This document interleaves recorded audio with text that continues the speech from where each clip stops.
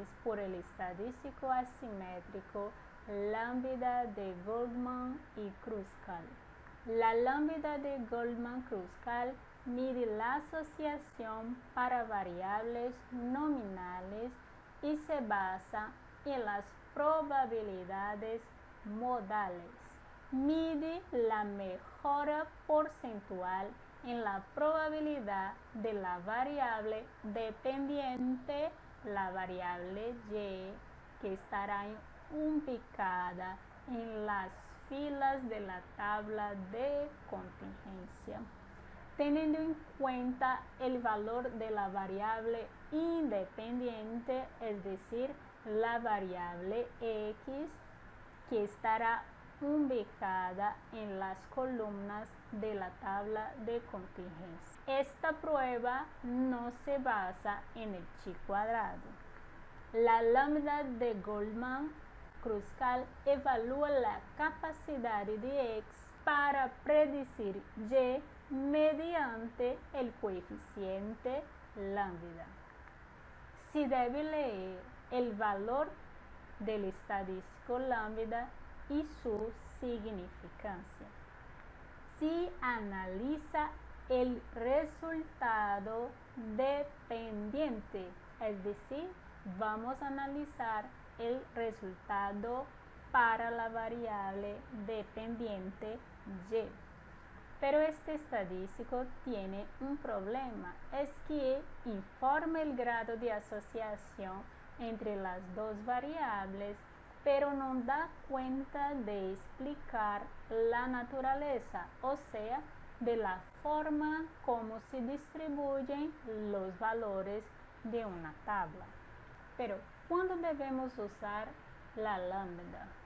Primero punto que debemos considerar es que este estadístico se aplica para ver la relación entre dos variables categóricas nominales, cuando al menos una de las dos variables es nominal. Su mayor utilidad es de carácter explicativo o causal. Es importantísimo designar correctamente cuál será la variable independiente, es decir, cuál será la variable explicativa x. Sin embargo, antes de hacer el análisis causal, es necesario identificar si las variables están o no asociadas. Cuando la asociación entre estas variables es estadísticamente significativa, ahí entonces se procede a generar la explicación. La lambda va de 0 a 1. Un valor igual a 1 significa que la variable independiente pronostica perfectamente la variable dependiente. Un valor igual a 0 significa que la variable independiente no ayuda en absoluto a pronosticar la variable dependiente. Por ejemplo, un valor de lambda de 0,83 indica que el conocimiento de una variable reduce en un 83% el error de pronosticar los valores de otras variables. Es decir, que la variable x es capaz de explicar el 83% de la variable y. Bueno, las probabilidades de clasificación incorrecta se calculan con base en la asignación a la categoría con mayor probabilidad. Ahí tenemos la fórmula para calcular la lambda, donde este primer término representa las sumas de las frecuencias más altas de cada columna de la variable independiente x. Fmax representa el subtotal más alto, o sea, marginal, de la variable dependiente y. Y n representa el tamaño de la muestra.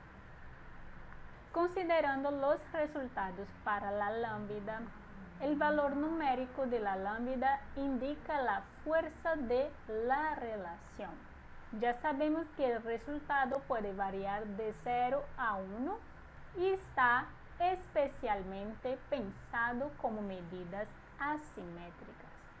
Si la lambda se aproxima a 1, existe asociación entre x y y. Si lambda se aproxima a 0, existirá independencia, es decir, las variables no tienen cualquier asociación. El SPSS genera automáticamente los tres resultados. Vamos a observar cómo se da el procedimiento del cálculo de la lambda. Consideremos el siguiente ejemplo. Un investigador social quiere saber la influencia que tiene el estado civil en la posición frente al aborto en adultos jóvenes. Tenemos los datos de esta investigación en la presente tabla de frecuencia cruzada. En las columnas tenemos la variable independiente que se refiere al estado civil de estos jóvenes. En las filas tenemos la variable dependiente que se refiere a la posición frente al aborto de estos jóvenes. El tamaño de nuestra muestra es igual a 500. Antes de iniciar el procedimiento de cálculo, debemos plantear la pregunta de investigación. ¿Cuál sería la pregunta de investigación para este ejemplo?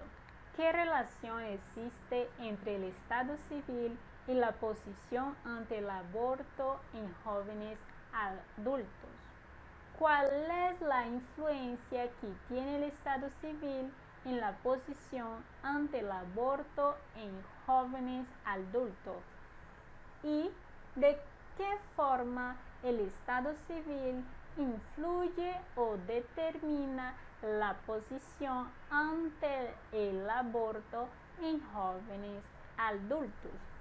Ya sabemos que la variable independiente es el estado civil y la variable dependiente es la posición ante el aborto. Planteadas las preguntas de investigación, vamos a iniciar el cálculo de la lambda. El primer paso que debemos seguir es formular las hipótesis nula y alternativa. Como hipótesis se plantea: hipótesis nula. El estado civil no determina la posición ante el aborto de los jóvenes adultos.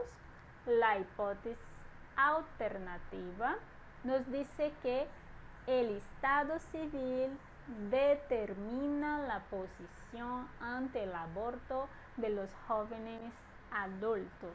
Segundo paso, debemos establecer un nivel de significancia. En general, en las ciencias sociales utilizamos un alfa igual a 0,05 que representa el 5% de margen de error permitido.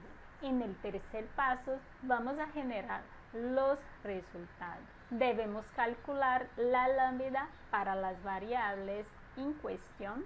A continuación veremos el proceso de la y de lambda. De la y, ¿por qué? Porque estamos analizando la variable dependiente. Debemos seguir las siguientes instrucciones para realizar el cálculo de la lambda.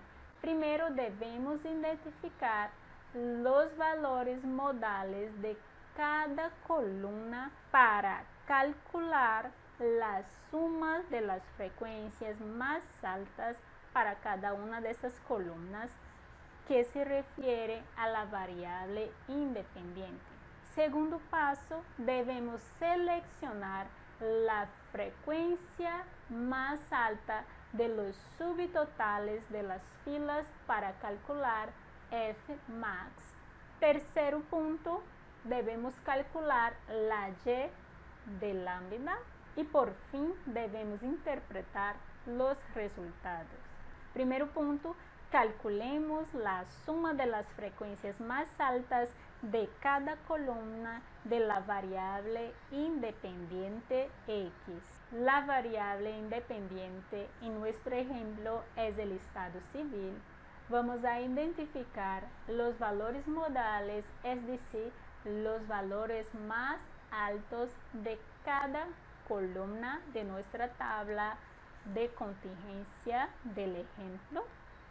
Enseguida podemos calcular el primer miembro de la fórmula sumando los valores modales, o sea, los valores más altos de cada columna de la tabla. El valor más alto de la primera columna es 120, el valor más alto de la segunda columna es 200 y el valor más alto de la tercera columna es 70.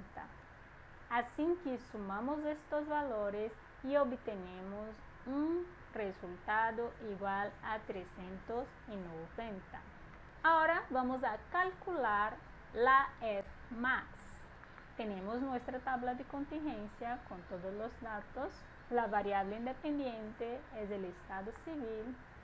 Debemos seleccionar la frecuencia más alta de los subtotales de las filas.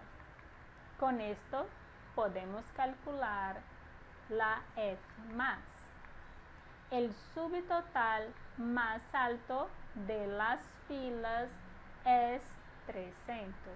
Así que Fmax es igual a 300. El tamaño de la muestra ya la tenemos, es igual a 500. Bueno, vamos a reemplazar estos valores en nuestra fórmula.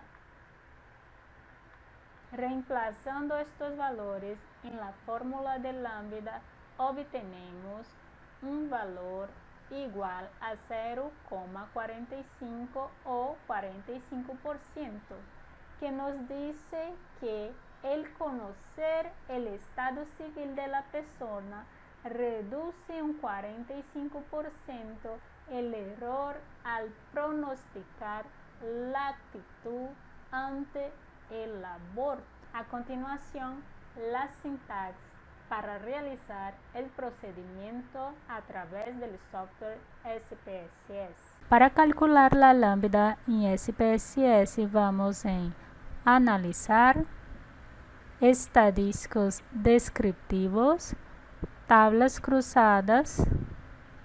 Seleccionamos en filas la posición ante el aborto y en columnas el estado civil.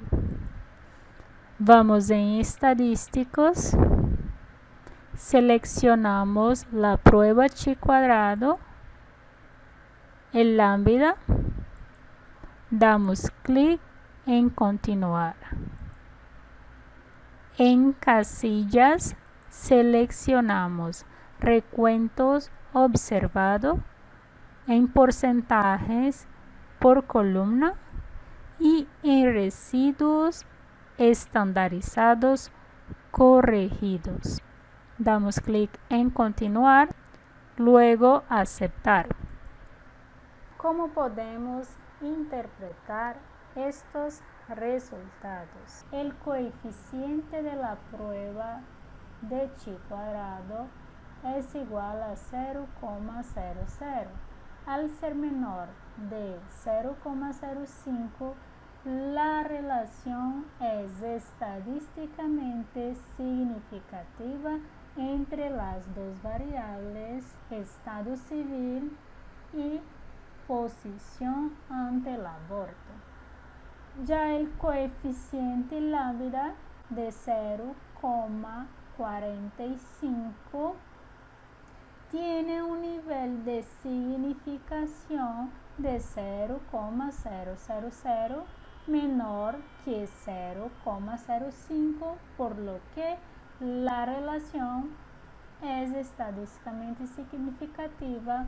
Mirando su valor de 0,45, podemos observar que el nivel de dependencia de Y es bajo, lo que significa que el conocer el estado civil de la persona reduce en un 45% el error al pronosticar la actitud ante el aborto. Es importante salientar que cuando generamos la prueba de Lambda debemos leer solamente la variable que el investigador determina como dependiente.